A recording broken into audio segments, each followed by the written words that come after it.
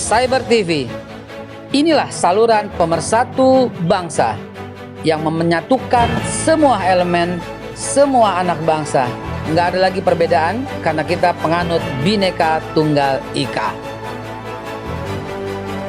ILC, Indonesia Leaders Club, ajang yang menyaring calon-calon pemimpin masa depan.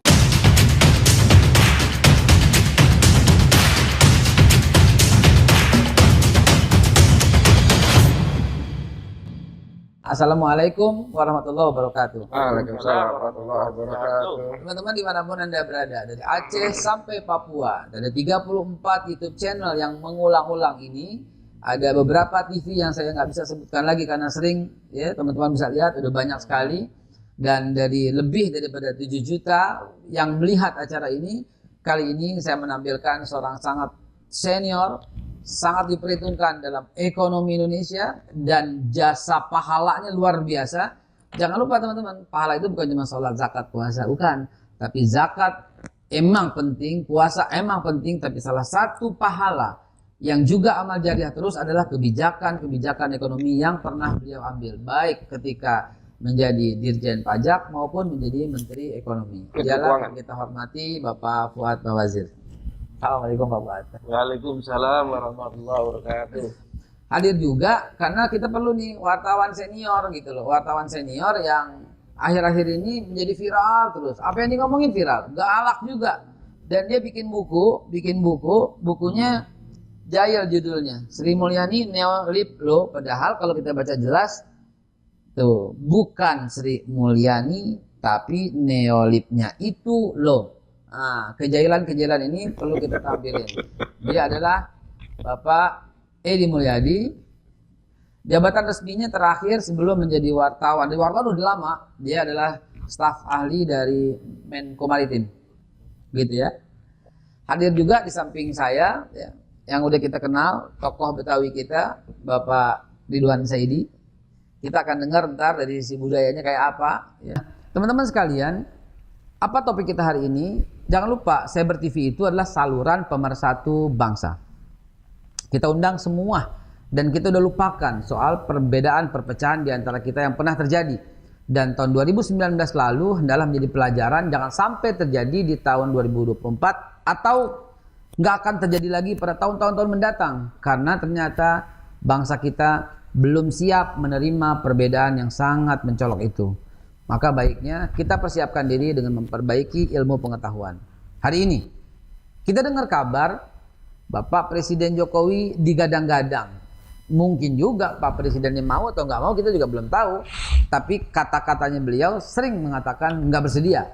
Tetapi kiri kanannya selalu menceritakan dan menggembar-gemborkan wacana 3 periode. Dimulai dari sebuah partai, mengalir ke sebuah survei yang cukup dikenal, dan mengalir juga kepada wartawan-wartawan senior, dan akhirnya jadilah wacana 3 periode. Walaupun dikatakan itu menjerumuskan sebagian orang, tapi selebihnya itu geli-geli mau gitu loh, ngeri-ngeri sedap gitu loh. Dari mana ngeri sedapnya? Ya kalau 3 periode berarti kan proyek gua lancar. Nah, kurang lebih ada proyeknya. Apakah Pak Jokowi setuju? Kita belum pernah mendengar penjelasan resmi dari beliau. Yang kita dengar, beliau juga mengatakan ini menjerumuskan saya, kata beliau. Nah, itulah yang kita angkat dan kita pengen dapat pendapat dari seorang tokoh. Dan saya akan mengawali ya, dengan Bapak Fuad Bawazir. Pada Pak Fuad, tolong kasih pengarahan buat kita-kita yang muda dan juga kepada pemirsa Cyber TV di seluruh Indonesia. Ya, terima kasih Mbak Bekal. Pengantar Mbak Bekal itu terus terang aja memperkuat satu sinyalemen saya, bahwa yang paling berat yang sedang kita hadapi sekarang ini, saya tahu ada krisis ini, krisis terutama ya, krisis ini, krisis pandemi, ada yang mulai mengganggu ekonomi, resesi segala macam, berbagai macam. Tapi krisis yang paling berat yang kita hadapi adalah namanya krisis kepercayaan. Krisis kepercayaan. Itu. Makanya Mbak Bekal itu sadar nggak sadar itu tadi juga sebetulnya karena sedang dalam kondisi krisis kepercayaan. Setiap ada isu, saya ketemu dengan ya orang penting di luar negeri, tepatnya ya, waduh, mengatakan sekarang ini susah katanya megang statement-statement atau pernyataan-pernyataan dari Indonesia ini serius apa tidak, bener apa tidak gitu. Masih kata beliaunya itu, kalau dulu kayaknya kalau Pak Harto misalnya kalau mengatakan sesuatu mesti jadinya. Ya, bahasanya dia sih kalau bahasa Inggris yang mengatakan Mr. Soeharto always delivers what he says. Katanya kan. Kalau sekarang enggak. Nah ini bagian dari krisis kepercayaan juga. Jadi ini krisis kepercayaan di dalam maupun di luar negeri. Makanya ada isu presiden 3 periode atau ada variasinya sebetulnya. Mungkin kalau nggak 3 periode ya nambah lah jadi 7 tahun, 8 tahun iya, kan begitu. 8 tahun bisa gitu. Itu ketika presiden sudah tegas menjelaskan saya tidak berminat, tidak berniat juga untuk itu. Tapi tetap saja karena dari pengalaman-pengalaman yang lalu-lalu itu orang apa iya gitu. Nah, ini kan namanya krisis kepercayaan. Gitu loh kan. Nah, kebetulan misalnya Badan Pekerja MPR sudah menjadwal nanti akan ada sidang MPR Desember tahun 22 itu dari Badan Pekerja MPR. Tanggal 22. Tahun 22. Oh, tahun 2022. Kalau saya nggak salah Desember akhir tahun lah, Desember 22 akan ada sidang MPR. Karena kalau bicara presiden 3 periode itu kan mau tidak mau harus ada amandemen Undang-Undang Dasar. Iya, betul. Nah itu nanti sidang MPR itu yang Desember tahun 22 dalam laporan resmi Badan Pekerja itu tidak terlalu diekspos ya karena itu laporan ke dalam tapi sudah berbentuk laporan resmi. Itu akan ada amandemen. Dan di situ yang diamandemen memang cuma satu. Maka dia disebut dengan amandemen teratas yaitu apa? Akan ada GBHN, tapi istilah yang dipakai sekarang adalah PPHN, pokok-pokok haluan negara. Di situ dikatakan MPR akan diberi wewenang untuk menetapkan pokok-pokok haluan negara. Itu satu perubahan itu, ya kan? Berarti ada pasal yang diubah untuk memasukkan kewenangan tambahan MPR ini. Terus masuk ke pasal 23 di Undang-Undang Dasar yaitu APBN pun harus disusun dengan mengacu kepada pokok-pokok haluan negara. Yang ketiga yang akan diamandemen karena udah ditulis rinci itu, bunyinya pun udah ditulis di situ adalah Mahkamah Konstitusi menguji undang-undang terhadap Undang-Undang Dasar dan pokok-pokok haluan negara. Kalau acuannya itu tambah pokok-pokok haluan negara di samping TAP MPR Undang-Undang Dasar adalah itu. Nah, ini kan juga menambah wah ini jangan-jangan memang akan ya kalau udah sidang begitu ada yang mengatakan jangan-jangan jadi bola liar apakah betul bisa terbatas hanya sampai di situ apa kemudian masuk ke sana kemari tapi yang paling menyebabkan itu menjadi pertanyaan atau krisis kepercayaan itu karena yang melontarkan ini orang-orang yang dianggap dekat dengan kekuasaan ring 1 kalau istilahnya misalnya ring 1 gitu ya kan sehingga mencuatnya ini dianggap oleh para ring 1 atau pendukung presiden gitu sehingga ada dua kemungkinan memang ini genitnya para pendukungnya berharap ya kalau pendukung kan biasanya di mana-mana sama all the president man itu di seluruh dunia adalah ingin bosnya itu bertahan selama mungkin supaya kenikmatan jangan cepat berlalu kan gitu itu jadi bosnya mungkin belum tentu seperti itu kan tapi bisa juga ada yang mengatakan wah itu bisa juga main mata nih pionnya suruh jalan dulu bisa juga tes the water dulu gimana kan begitu nah kembali karena di dalam kondisi sering terjadi hal-hal isu seperti ini yang ngambang yang nanti nggak jelas mau impor bilang dilarang impor tapi impor misalnya apa segala itu macam kejadian banyaklah hal-hal seperti itu kan nggak ini tapi ternyata jadi ini segala macam kan banyak itu isu-isu seperti itu sehingga isu ini tidak akan bisa dipercaya. Walaupun presiden sendiri udah memberikan pernyataan, orang masih tetap opo yo, Iya. bener tuh, nanti gitu loh.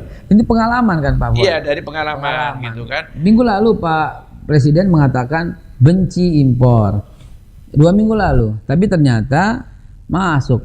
Bahkan masuknya pas-pasan lagi panen lagi. Nah itu kan, karena kalau pendukung presiden ini kan selain yang istilahnya staf yang hidup di istana kabinet atau parpol, tapi kan ada pendukung oligarki, saya oligarki politik, oligarki bisnis, kan mereka juga ngukur kepentingannya. Perlu lama apa tidak, atau penikmat-penikmat yang lain lah, itu semuanya kan berkepentingan untuk masalah seperti ini.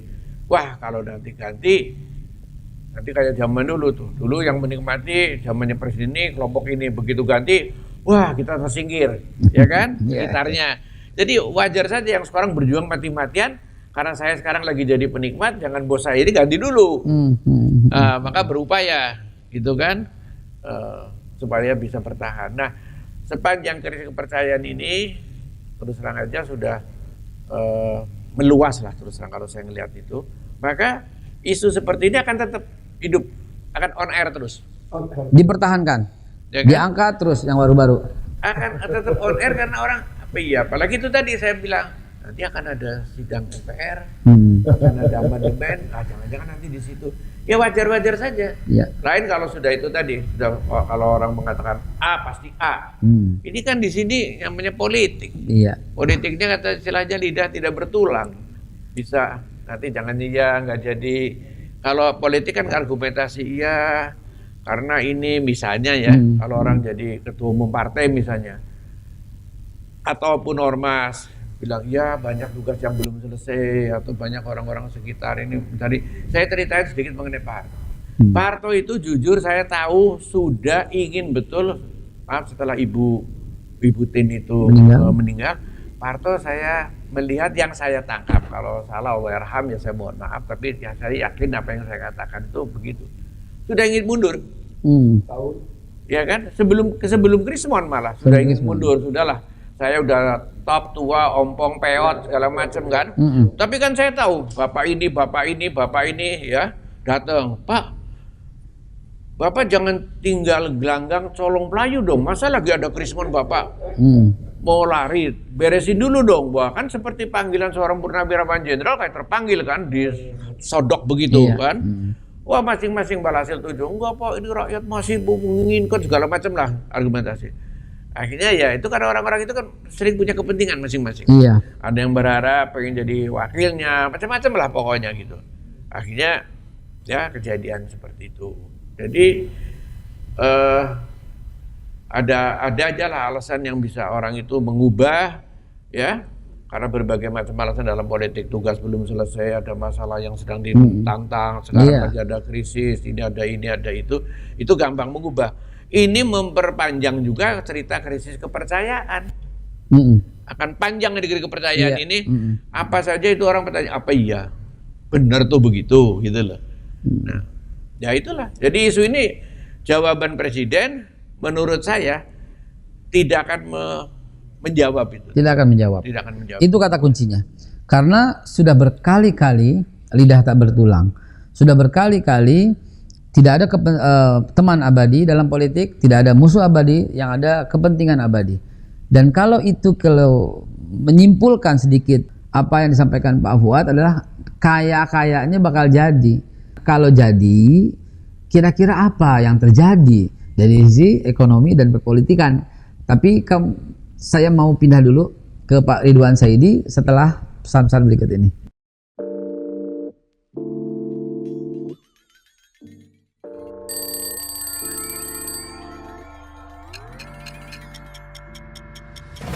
Minum kopi itu seni. Kalau Anda nggak punya jiwa seni, Anda nggak menikmati kopi itu. Dan kopi Babe Haikal dipersembahkan untuk Anda yang mengerti akan kopi, juga mengerti nyeninya kopi. Anda cuma minum kopi biasa kalau belum cobain kopi Babe Haikal yang syarat dengan pemahaman seni meminum kopi. Kopi ini dipersembahkan untuk para pencinta kopi yang mengerti akan nikmatnya dan menyeninya untuk minum kopi. Jangan lupa, ini bukan kopi yang biasa lu minum. Cyber TV. Inilah saluran pemersatu bangsa yang menyatukan semua elemen, semua anak bangsa. Nggak ada lagi perbedaan karena kita penganut Bhinneka Tunggal Ika. ILC, Indonesia Leaders Club, ajang yang menyaring calon-calon pemimpin masa depan.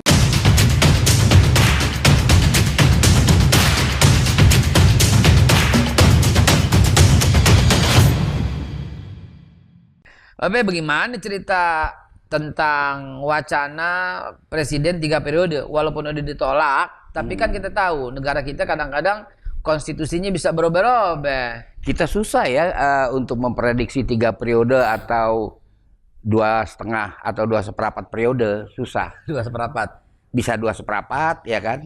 Iya, Ya kan? iya, 2,5 atau 3 periode kita nggak tahu. Pak Harto aja menduga bisa manjang, tahu-tahu sebentar saja periode terakhir dia. Iya. Ini nggak bisa karena faktor-faktor politik itu bukan di dalam negeri aja, luar negeri juga. Ya kan kita lihat bagaimana saat sudah ada protes tentang penahanan Zaim Saidi kan, dari pihak itu bukan saudara tuh, belakangnya Saidi juga. Enggak kayaknya.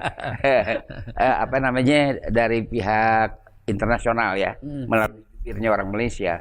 Jadi kita nggak bisa mengatakan bahwa kita mengendalikan semua faktor politik, nggak bisa. Ada faktor luar. Ada faktor luar dan cukup apa namanya determinan, cukup menentukan ya. Saya bilang sama kawan-kawan aktivis reformasi, saya bilang mohon maaf, bukan Anda yang jatuhin Pak Harto. Benar. Saya bilang Anda jangan kecewa.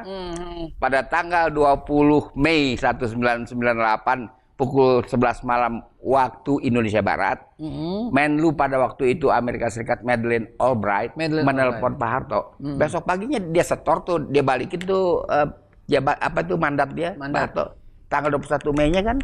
Penting sekali ini, kan gue dibilang apa ya, informasi dari Babe itu sangat akurat dan kalau ngomong nggak pakai tedeng aling-aling. Jadi jangan ngaku-ngaku, gue yang jatuhin, jangan kecewa. Ada Jangan lagi kecewa. Keluar. 21 Mei 1998 jam 9 pagi, Pak Harto kan menyerahkan kepada Pak Habibie. Langsung tukang lantik, tukang sumpah dari Mahkamah Agung sudah disiapkan. Udah disiapin semua. Jadi itu nggak bisa kita untuk Indonesia ya, negara yang boleh dibilang masih berkembang, ya kan, nggak bisa Menentukan dirinya sendiri, nggak bisa. Jadi ya bisa aja mau 5 periode ya, sebagai secara tertulis juga nggak kenapa-napa. Pak Karno juga kan presiden seumur hidup. Jangan-jangan setuju nggak kalau kita usulin Presiden Jokowi presiden seumur hidup? Ya iya, bisa dicatat. Terserah dia ya. Iya. Tahu-tahu ada faktor yang nggak mungkin bisa kita kendalikan. Iya. Gitu. Jadi begitu. Seperti ngalir aja ya, Babe Ridwan. Waktu pemindahan ibu kota, yang lain sibuk analisa. Yang sampai sekarang masih viral, Babe Ridwan Saidi, kita ingat semua pendapatnya. Buruan besok pagi kalau perlu, Pak. Sebelum subuh lah. Belum subuh kalau perlu. Udah Udah jalan semua, nggak ada masalah. Ya begitulah cara kita menyikapi politik. Wah. Ada lagi nggak ditambahin, Babe? Mengenai periode ini. Periode. Kalau nggak salah ada keterangan dari pihak Bawaslu atau KPU kan, perbaikan Undang-Undang Nomor 7 soal pemilu itu tidak masuk dalam program legislasi DPR sekarang. Tidak masuk dalam pembahasan. Dikeluarkan gitu. Berarti wacana itu tutup. Kayaknya tutup karena dia juga udah bikin kalendernya. Kenapa Bapak Arief Puyono, yang dia juga orang penting politik juga dan orang salah satu parpol juga, dia yang pertama kali bicara pentingnya 3 periode presiden. Kenapa itu? Nggak tahu kan, dia mestinya berikan alasan ya. Denny JA mengeluarkan survei dari LSI kan. Ini ada apa ini gitu? Kelihatannya ada apa-apanya gitu, Bang Ridwan. Iya, jadi soalnya begini ya, zaman sekarang ini beda dengan politikus tahun 50. Kalau politikus tahun 50-an sampai 60 sampai Pak Harto mengambil alih kekuasaan, itu kita bicara sama orang politik dari manapun, itu orang-orang yang berkelas. Dia menguasai syair, menguasai kitab suci, menguasai novel, ya kan. Kalau yang sekarang itu istilah zaman dulunya ya, bukan politikus, pekerja politik. Pekerja politik. Iya. Tapi karena Undang-Undang Dasar 45 asli tidak mencantumkan partai politik, kan nggak ada. Maka mereka sebenarnya sarekat pekerja politik. Gitu. Sarekat pekerja politik. Gitu. Jadi yang sekarang jadi petugas partai dong. Makanya, jadi kita nggak dapatkan satu pernyataan-pernyataan yang bersifat ke depan, mengilhami, apa nggak ada. Yang begitu-begituan aja 3 periode, ya 3 periode. Oh jangan. 2 aja kan begitu. Itu kan bukan hal yang substansial dalam demokrasi. Ada benernya dong Gus Dur bilang kayak taman kanak-kanak lo pada gitu. Iya terhadap DPR pada waktu Pada itu waktu ya. itu. Iya. Dia sebagai presiden loh bicara gitu. Kayak taman kanak-kanak. Kita masih ingat tuh. Yang akhirnya marah DPR. Tersinggung dengan ucapan Gus Dur begitu. Tapi kan harus tunjukkan kualitasnya, jangan nggak cukup dengan tersinggung kan. Iya benar. Nggak ada kita tunggu ya kan orang yang aktif politik atau pekerja politik ini mengeluarkan ucapan-ucapan yang memberikan pengarahan kepada nation dalam keadaan kita kesulitan ekonomi kayak begini ya kan, yang nggak tentu apa penyelesaiannya. Ada seorang ekonom bilang sama saya, ini kita sedang krisis. Perbaikan ekonomi Indonesia menunggu ada negara di dunia yang ekonominya baik, ya kan? Kok ente doanya begitu? Kan kita berdoa, ya Allah, turunkanlah rezeki kepada keluarga kami. Ente berdoa, turunkanlah rezeki kepada tetangga kami. Iya. Nanti ini penting dikomentari oleh ekonom nih ya. Mungkin Bang Ihsanuddin Nursi atau Pak Fuad Bawazir akan mengomentari hal ini ya. Kita break sebentar ya. Ada yang mau lewat, kita sebentar, kita lanjutin setelah pesan-pesan berikut ini.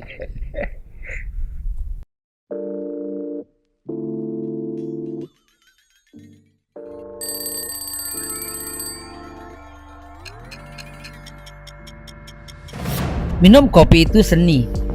Kalau Anda nggak punya jiwa seni, Anda nggak menikmati kopi itu. Dan kopi Babe Haikal dipersembahkan untuk Anda yang mengerti akan kopi, juga mengerti nyeninya kopi. Anda cuma minum kopi biasa kalau belum cobain kopi Babe Haikal yang syarat dengan pemahaman seni meminum kopi.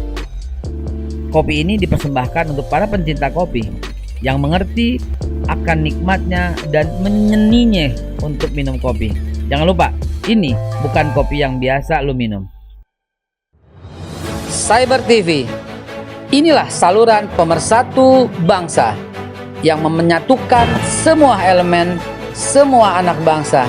Nggak ada lagi perbedaan karena kita penganut Bhinneka Tunggal Ika. ILC, Indonesia Leaders Club, ajang yang menyaring calon-calon pemimpin masa depan. Pemirsa Cyber TV, dimanapun Anda berada, alhamdulillah kita udah masuk lagi dalam sesi berikutnya. Ya, tadi kita udah lihat pembahasan para tokoh, akibat ekonominya kayak apa terhadap situasi politik, terutama wacana 3 periode. Dengan model kepemimpinan Pak Jokowi yang seperti ini, apabila dilanjutkan seperti apa? Tadi kita udah jelas, udah dapat penjelasan daripada pakar ekonomi, dari Bapak Fuad Bawazir. Ada lagi berikutnya yang perlu kita kritisi minggu ini yang tren, yaitu Pak Jokowi. Lagi-lagi kita kritik nih Pak, ya kalau ini sampai dan Bapak dengar, ini tanda bukti bahwa kita masih sangat peduli dengan nasib bangsa. Bapak tempo hari mengatakan kita mesti benci impor. Nah, tiba-tiba minggu ini kita dikagetin sama rencana impor lagi beras. Yang kita benci impor yang mana, dan apa pendapat para tokoh terhadap model kepemimpinan dan juga tentang ramenya impor-impor ini.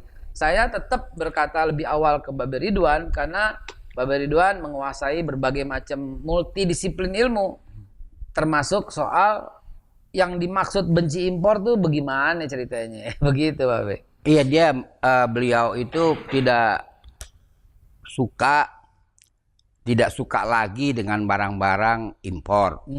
Tetapi yang kita import itu bahkan yang bisa kita adakan. Itu yang repot. Beras. Kan pas sekarang musim panen. Sekarang musim panen. Iya. Catat sekarang musim panen. Lagi panen lalu ada impor. Garam. Lah kita negara lautan kok. Memang ya kurang halus ya garam kita, tapi hasilnya kan sama. Kita nggak papak tuh baru.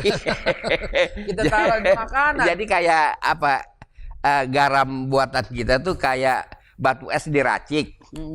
Ya kan, kalau yang ini yang import kan yang halus ya, kayak sagu. Ya cuman itu doang, di perut sih di lidah sama asin. Itu Lagian kita nggak papak tuh dulu. Nggak, banyak papak. Kita maurin dengan makanan. Itu dia, itu diimpor. Banyak itu ngimpor garam. Biasanya yang sangat peduli, kita sering dengar angka-angka itu dari seorang tokoh ekonom senior, Bapak Rizal Ramli ya. Iya. Apa tuh dia tuh impor-importan tuh kayak gitu. Bagaimana kita menyikapi hal ini, Babe? Tapi apa nggak diralat lagi atau diluruskan atau dibenarkan lagi kan nggak? Belum. Hah? Belum. Tetap nggak suka. Tetap dia bilang benci impor, tapi faktanya itu pidatonya. Sedangkan faktanya kita lihat masih banyak yang impor, terutama yang sangat menyakitkan hati petani. Iya. Kalau ternyata sekarang lagi panen, dia masih impor lagi, ini maksudnya seperti apa? Gimana kita lihat ke depan kalau begini terus, Babe? Jadi kalau begini terus itu ada akibatnya. Itu artinya kan ketidakpastian, ucapan ketidakpastian. Akibatnya apa? Waktu menyuruhkan wakaf, orang nggak mau. Oh iya. Pemirsa mungkin masih ingat gerakan wakaf itu gembar-gembornya luar biasa. Iya. Nasional disebar-sebarin semua. Apa namanya, sampai sosial media mungkin dibayar kali buzzer-buzzer barangkali ya, kita kan nuduh ya di buzzer. Tapi tahu-tahu kita akan dapat harta dapat triliun dari rakyat, tahu-tahu hasilnya mana. Nah, itu mungkin karena keseringan kita begitu ya. Misalnya investasi miras ya kan, kagak jadi. Nah terus akhirnya orang apa namanya, ini bener apa enggak nih kan begitu ya. Nah sepertinya Menteri Pendidikan Nadiem Makarim, agama dikeluarkan dari peta frasa pendidikan. Ada protes MUI kan, MUI protes, DPR protes, Muhammadiyah ya kan yang awal. Terus dia bilang, lah itu memang belum final kok. Lah barang belum final ya kan, kenapa disuguhin? Masa kita nih tamu dia diundang makan siang, masa disuguhin nasi Aron? Ya kita papak keras. Memang nasi Aron kok, kata tuan rumah begitu. Masa begitu jawabnya? Lu kasih. Itu begitu juga itu ya. Jadi kenapa lo sajikan? Kalau disajikan setuju tuh barang jadi. Iya. Jadi begitu semuanya persoalan. kita lihat apa ucapan-ucapan. Nah ini saya bertanya sama seorang ekonom, pemerintah sadar nggak bahwa ekonomi kita krisis? Katanya sadar. Apakah ini akibat krisis timbul ucapan-ucapan kayak begini? Dari dulu ya. Dari awal ya, waktu itu pernah berkata kita akan beli kembali Indosat, kagak juga, batal. Kita bulan Oktober akan ada mobil, terus batal juga. Ya soalnya nama satelitnya salah, kan satelitnya dikasih nama Palapa. Palapa kan itu dari Sumpah Gajah Mada. Sumpah Gajah Mada itu dilaporkan oleh Babat namanya Pararaton. 238 tahun setelah Gajah Mada bersumpah. Catat penting pemirsa. Kata itu Pararaton, Gajah Mada bersumpah, kalau Nusantara belum bersatu, saya tidak mau makan palapa kan begitu. Pakai sumpah, kagak mau pakai sumpah. Siapa yang mau sih makan pelepah pisang? Palapa kan pelepah pisang, bukan kelapa. Bukan pelepah pisang, pelepah itu ini batang, ini daun, kiri kanan. Kita nggak pakai sumpah juga nggak mau makan. Hatta dicocol sama garam import. Hatta dipotong kecil-kecil, dikasih terigu, kita tetap nggak mau makan. Dikulkasin dulu. Dikulkasin dulu, kita nggak mau makan. Yang kayak gini-gini, sejarah kita emang bangsa kita bangsa mistis. Ya habis bagaimana ya kan? Asal berbau sang sekerta aja dikira sejarah kan, itu kan palapa kan berbau sejarah. Dia paham kagak artinya apa satelit namain palapa. Kalau pelepah pisang jadi nama satelit, ngample itu satelit. Pemirsa tahu ngample nggak? Ngample itu apa ya? Ngambai cak orang Sunda teh. Ngambai kalau sudah Ngampleh itu apa ya? Lunglai barangkali bahasa Indonesia ya. Ngampleh. Cair banget kalau dengan Babe Ridwan. Cairnya itu syarat dengan ilmu pengetahuan. Begitulah kalau Babe Ridwan Saidi yang ngomong. Ceplas-ceplos dengan data sampai kita tahu sejarah juga. Sampai Gajah Mada dibawa-bawa. Sampai palapa dibawa-bawa. Yang selama ini kita baru tahu ternyata palapa bukan kelapa gitu ya. Beliau juga seorang ahli bahasa, palapa itu pelepah pisang. Jadi siapa yang mau makan pelepah pisang? Nah, jadi dan sumpahnya dibuat tadi tahu berapa tahun? 300 tahun setelah Gajah Mada wafat baru ditulis dalam Sanskerta itu. Dan tidak semua Sanskerta itu berarti benar. Allah alam, kita nggak tahu. Tapi sekarang setelah break ini saya mau dengar apa yang disampaikan seorang wartawan nih yang akhir-akhir ini menjadi viral, dan viralnya itu diawali dengan kepedulian beliau ya sebelum KM 50 diratakan dengan tanah. Beliaulah orang pertama, perlu dicatat dalam sejarah jurnalistik, beliau orang pertama yang mendatangi tempat kejadian dan beliau mewawancarai orang-orang yang menyaksikan. Dan unfortunately sekarang tidak bisa lagi karena sudah rata dengan tanah. Nah, saya nggak cerita soal itu karena itu udah berlalu. Yang kita cerita adalah bagaimana sudut pandang wartawan. Karena Pak Edi tiap hari baca buku, tiap hari ketemu orang. Kira-kira apabila itu terjadi, kedepannya kayak apa? Iya, terima kasih. Assalamualaikum warahmatullahi wabarakatuh. Assalamualaikum warahmatullahi wabarakatuh. Alhamdulillah, salawat dan salam semoga Allah limpahkan pada Nabi Muhammad SAW. Tadi yang Pak Fuad bilang itu betul banget. Kalau boleh lebih dari 100%, saya tambahin tuh, 100% saya setuju. Jadi mestinya di sebuah negara ketika presiden berkata A, itu A yang terjadi. Ya, seperti tadi Pak Harto ya. Mestinya begitu dia bilang saya tidak niat gitu, itu tidak niat. Apalagi begitu ditambah ada 3 kemungkinan orang yang mengojok-ngojok ini. Pertama, dia cari muka, ya kan? Kedua, menampar saya atau menjerumuskan saya kan gitu kan. Ketiga, kalau dia nggak niat, itu kan mestinya clear. Selesai mestinya tuh ya. Dan itu disampaikan sendiri oleh Pak Jokowi. Langsung kemudian. Cuman karena bolak-balik kejadiannya tidak seperti itu, sehingga ada sebuah artikel kalau Jokowi berkata lihat kebalikannya. Tunggu kebalikannya gitu. Bayangin kok gitu. Apa copras, capres, orang mikir kan. Jadi waktu itu. Aduh, kan anak itu, saya tidak ada yang berminat untuk berpolitik, jebret, dua-duanya langsung, mantu dan anak. Jadi semuanya selalu bertolak belakang. Kalau tidak sejalan aja masih mending loh. Ini selalu tolak belakang. Muslim Arbi itu mencatat ada 66 janji Jokowi ketika pencapresan. Nanti kalau saya jadi presiden tidak akan impor lagi. Stop impor beras, stop impor buah, stop impor daging. Kenapa? Kita punya dan banyak kan gitu. Itu Fadli John ternyata mencatat 100. Pak Edi sebentar, biar ada apa namanya balance-nya kepada publik. Ini kan berlaku qaul qadim qaul jadid. Berlaku nasikh mansukh.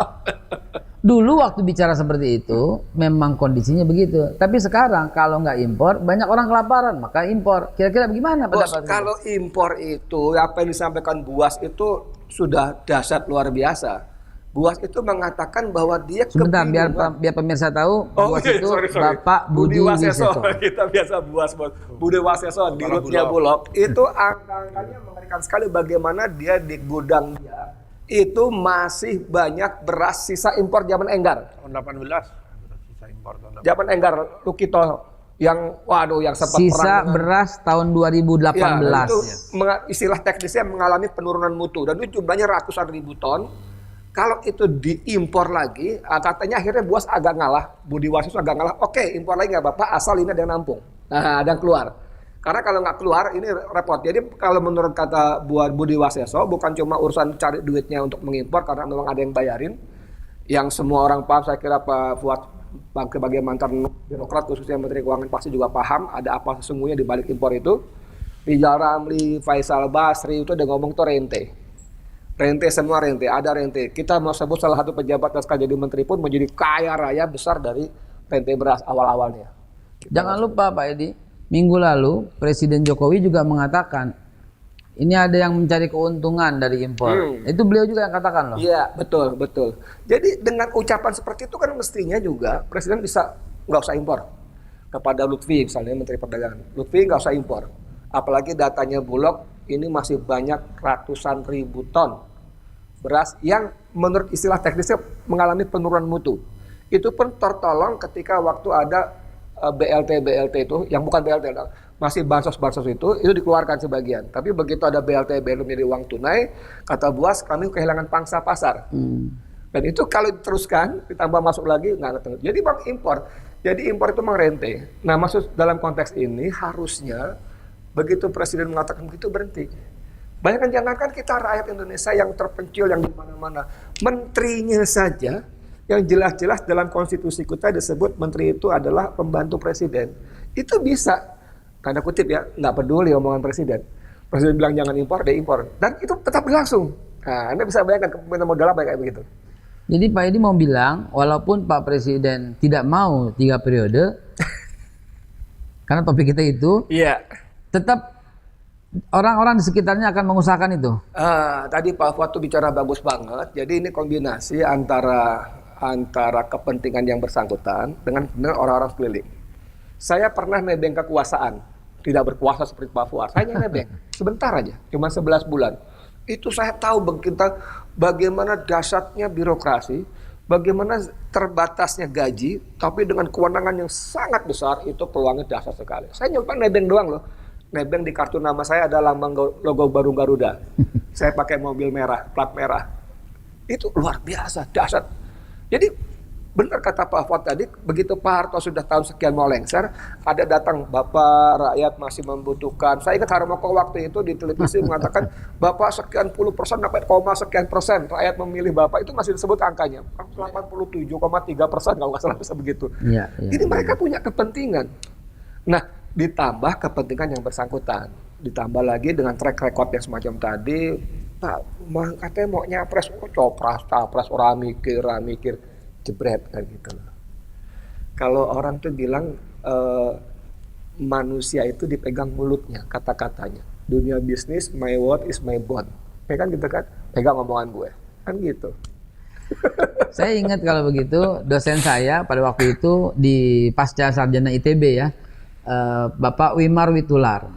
Dia mengajarkan satu statement bahasa Inggris yang begitu kata-katanya langsung saya pegang, langsung saya dengar dan terekam karena bagus sekali. Pak Wimar dulu mengatakan, being in business is not about making money. It's a way to become who you are. If everybody know who you are, and automatically the money will come to you. So never think about money. Begitu kata Pak Wimar.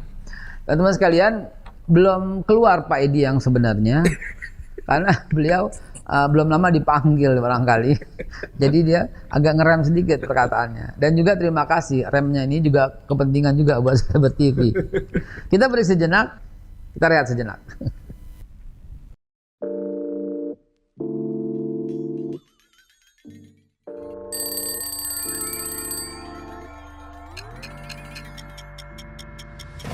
Minum kopi itu seni. Kalau Anda nggak punya jiwa seni, Anda nggak menikmati kopi itu. Dan kopi Babe Haikal dipersembahkan untuk Anda yang mengerti akan kopi, juga mengerti nyeninya kopi. Anda cuma minum kopi biasa kalau belum cobain kopi Babe Haikal yang syarat dengan pemahaman seni meminum kopi.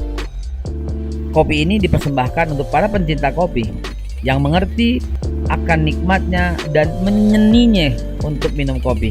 Jangan lupa, ini bukan kopi yang biasa lu minum. Cyber TV, inilah saluran pemersatu bangsa yang menyatukan semua elemen, semua anak bangsa. Nggak ada lagi perbedaan karena kita penganut Bhinneka Tunggal Ika. ILC, Indonesia Leaders Club, ajang yang menyaring calon-calon pemimpin masa depan.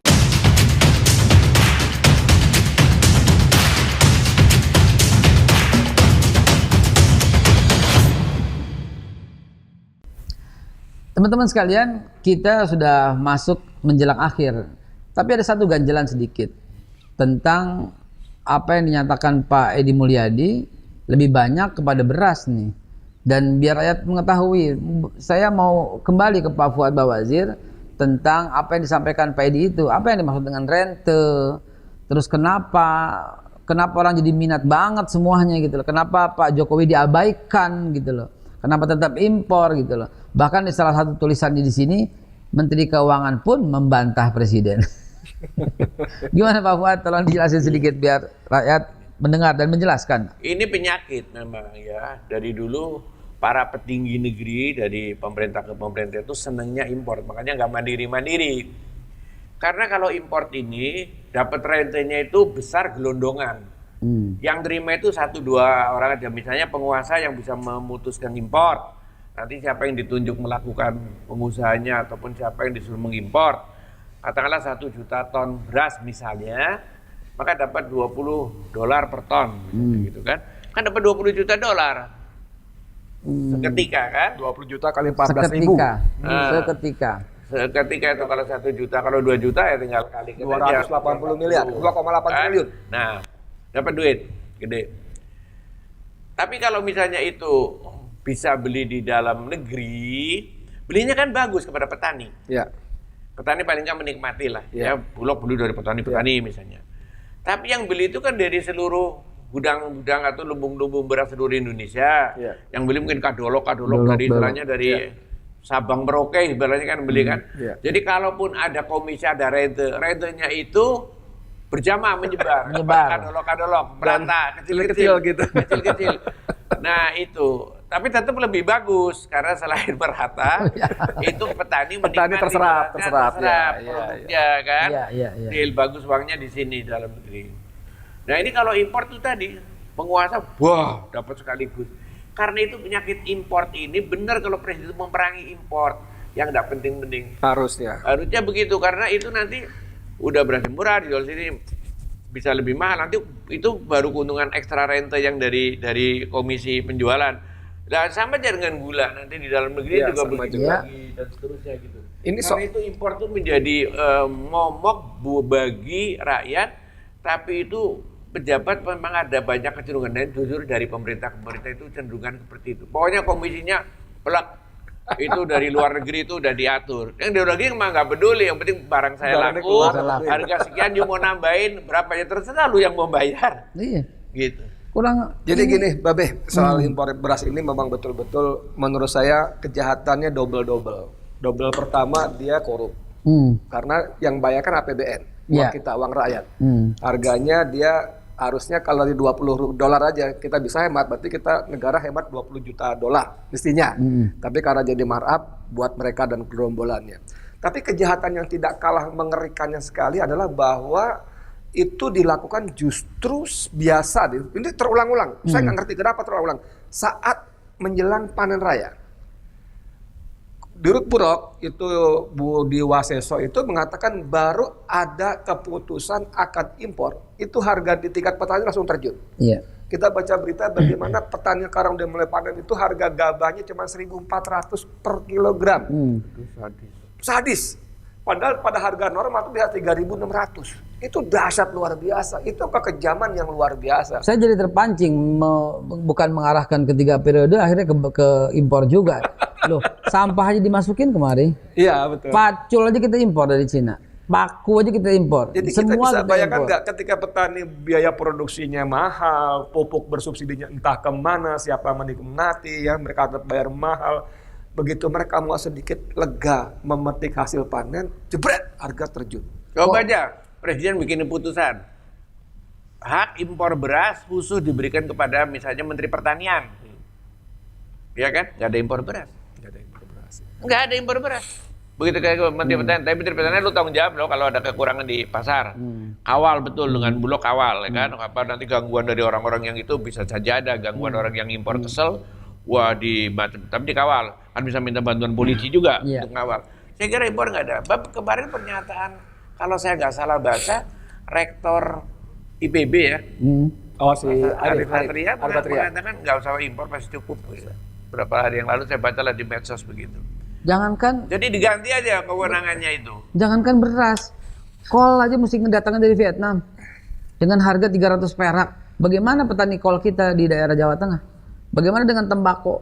Garam kita masih impor. Jadi Babe ini kita tetap bisa masuk ke rencana periode ketiga. Iya. Karena apa?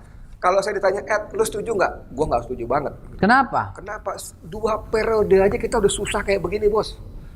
Petani nggak terlindungi, pekerjaan hilang, kemudian utang luar biasa nih. Beliau ini angka-angkanya bagaimana Menteri Keuangan terbalik itu buat utang pada Maret yang kemarin.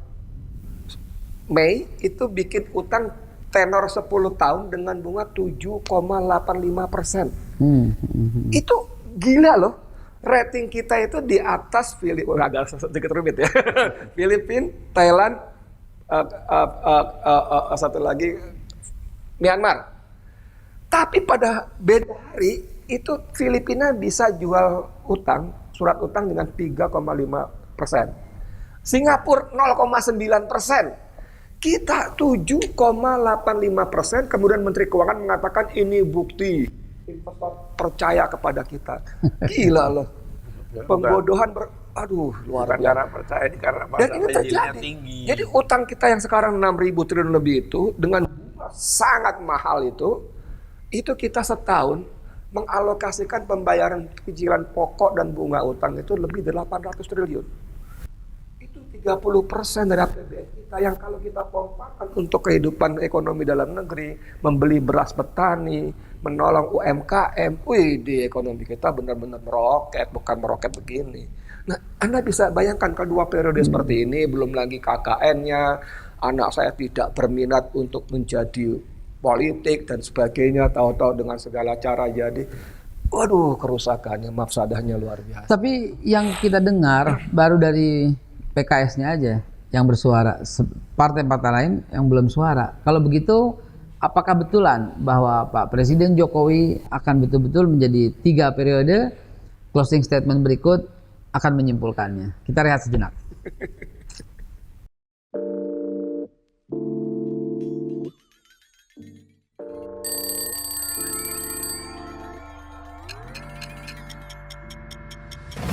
Minum kopi itu seni. Kalau Anda nggak punya jiwa seni, Anda nggak menikmati kopi itu. Dan kopi Babe Haikal dipersembahkan untuk Anda yang mengerti akan kopi, juga mengerti nyeninya kopi. Anda cuma minum kopi biasa kalau belum cobain kopi Babe Haikal yang syarat dengan pemahaman seni meminum kopi. Kopi ini dipersembahkan untuk para pencinta kopi yang mengerti akan nikmatnya dan menyeninya untuk minum kopi. Jangan lupa, ini bukan kopi yang biasa lu minum. Cyber TV, inilah saluran pemersatu bangsa yang menyatukan semua elemen, semua anak bangsa. Nggak ada lagi perbedaan karena kita penganut Bhinneka Tunggal Ika. ILC, Indonesia Leaders Club, ajang yang menyaring calon-calon pemimpin masa depan. Alhamdulillah kita udah masuk ke dalam sesi terakhir dan banyak banget syarat ilmu pengetahuan. Walaupun judulnya tentang janji Pak Jokowi dan wacana orang di sekitar Pak Jokowi yang kepengennya dia 3 periode, nggak tahu maksudnya apa. Mungkin juga Pak Jokowi nggak bersedia, tapi teman-teman di sampingnya itu nafsu banget untuk berikan wacana itu.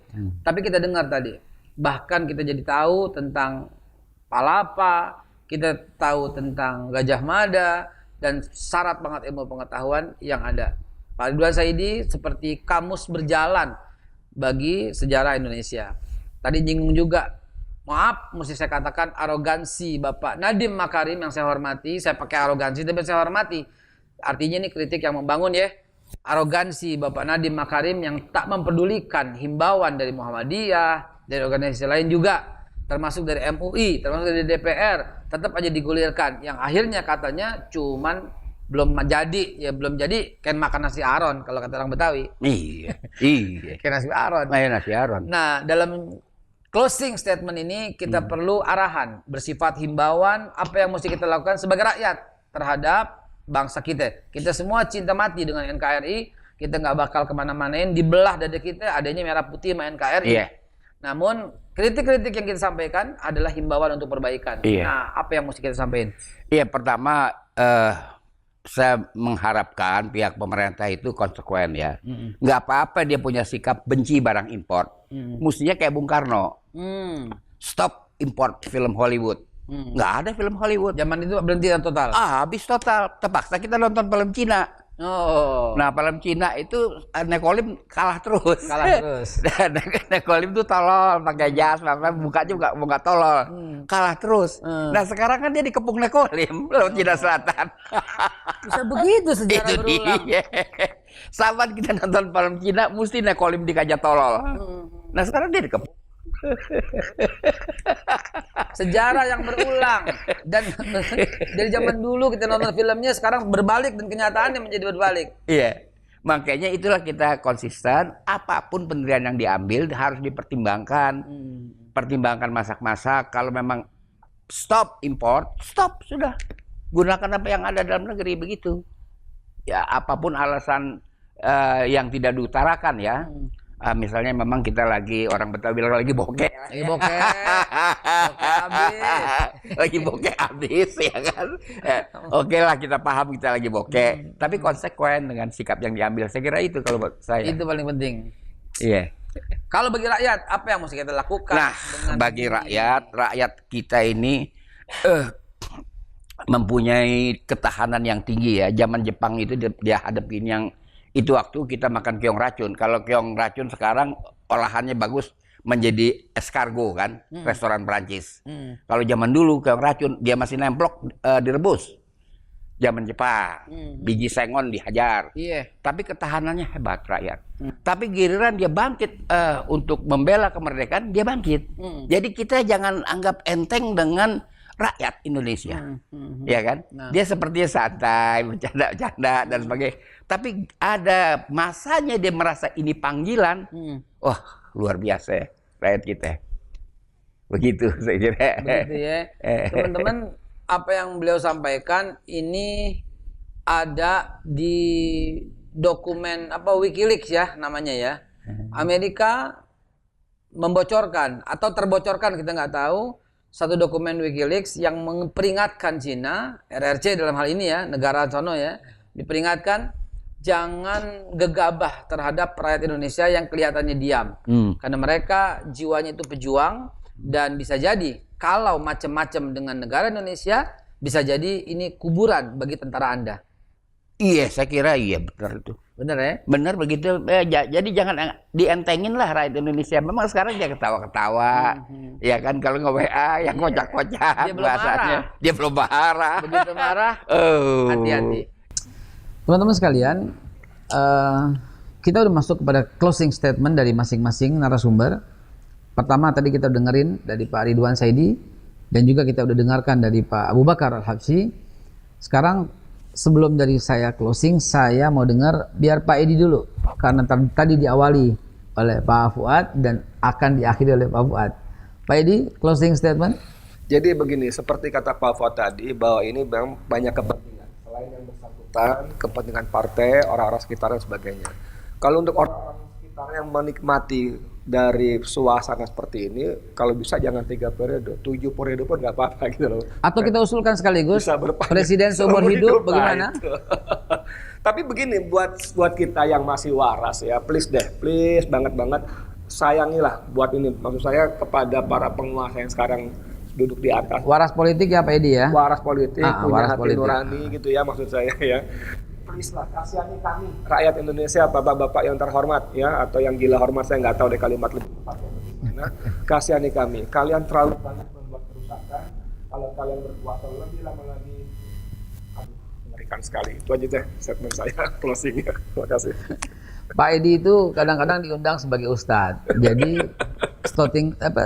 kalimat penutupnya itu ada sedikit berbau-bau ayat. Mungkin ayat yang mau disampaikan itu adalah telah tampak kerusakan di darat dan di laut karena ulah tangan manusia. Begitu barangkali. Pak Fuad, tolong dikasih closing statement Pak Fuad. Ketika Bapak Presiden mengatakan akan memindahkan ibu kota ke Kalimantan, saya tidak menjawab secara politis. Saya mempertimbangkan dari sudut ya profesi saya coba visualisasi. Saya waktu itu mengatakan Meskipun itu sudah Bappenas apa sudah ngomongnya begini, saya bilang, saya kok hakul yakin sampai nanti tahun 2024 ya ketika habis masa Pak Jokowi ibu kota belum pindah. Karena saya ngambil pengalaman dari pemindahan ibu kota negara lain itu biasanya rata-rata 20 tahun, anggarannya besar, kita lagi nggak ada duit. Saya bilang gitu. Tapi saya katakan waktu saja nanti yang akan menjawab. Ya gimana, kan ibu kotanya belum terbukti, saya juga belum terbukti kan. Saya bilang waktu jawab. Nah, sama halnya dengan sekarang juga. Apakah ini 3 periode ataupun perpanjangan periode akan terjadi apa tidak? Saya juga mengatakan sama, bahwa kalau dulu presiden yakin betul akan pindah ibu kota, saya nggak yakin. Sekarang juga presiden mengatakan saya tidak berani menyalih. Ya saya nggak tahu, karena presiden ini kan kekuatannya di sekitar di mana-mana kan juga banyak, ada parpol segala macam. Jadi saya bilang nanti waktu juga yang akan menjawab. Karena prosesnya itu pun kalaupun iya, prosesnya juga tidak mudah karena harus ada amandemen undang dasar segala macam kan. Itu dengan segala macam kemungkinan. Jangan-jangan nanti ya udah kalau modelnya begitu akan kembali ke Undang-Undang Dasar 45 yang asli saja. Di situ kan presiden boleh dipilih lagi, bisa dipilih lagi kan, malah nggak terlalu vulgar. 3 periode vulgar banget, ya udah kembali aja ke situ. Karena kan toh ada GBHN juga ada di situ. Ini kan mau ada amandemen GBHN, apakah seperti itu? Ini bola ini masih waktunya akan menjawab kebenarannya akan apa. Sekian, terima kasih. Teman-teman sekalian, saya tidak banyak komentar sebagai terakhir karena udah lengkap sekali untuk teman-teman simpulkan. Hanya saja saya mengulang kembali apa yang dikatakan Pak Wimar almarhum. Being in business is not about making money, it's a way to become who you are. Kita ketemu lagi Selasa yang akan datang. Assalamualaikum warahmatullahi wabarakatuh.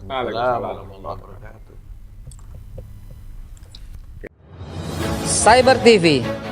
Inilah saluran pemersatu bangsa yang menyatukan semua elemen, semua anak bangsa. Nggak ada lagi perbedaan karena kita penganut Bhinneka Tunggal Ika. ILC, Indonesia Leaders Club, ajang yang menyaring calon-calon pemimpin masa depan.